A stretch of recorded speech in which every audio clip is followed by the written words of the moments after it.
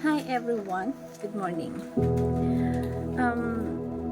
Marami sa atin iniisip na when we are the best on the skills that we have, iniisip na tayo na yung pinamagaling to. Kasi tayo ang gumawa nun. Pero, let's view on this other waypoint na you cannot make it alone.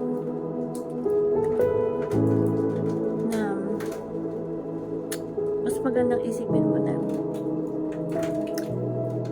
you make it on the top because there's other people that trusted you, there's other people that rooting for you.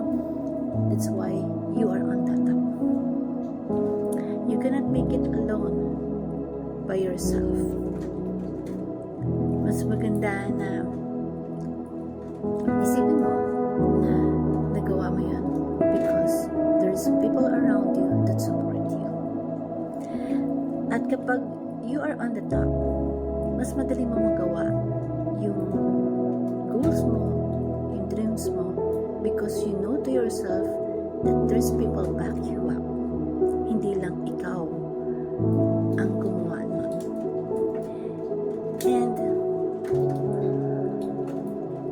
ang hirap maging leader kapag wala kang taong i-lead. Mas masarap isipin that you are a leader because there's a lot of people followed you.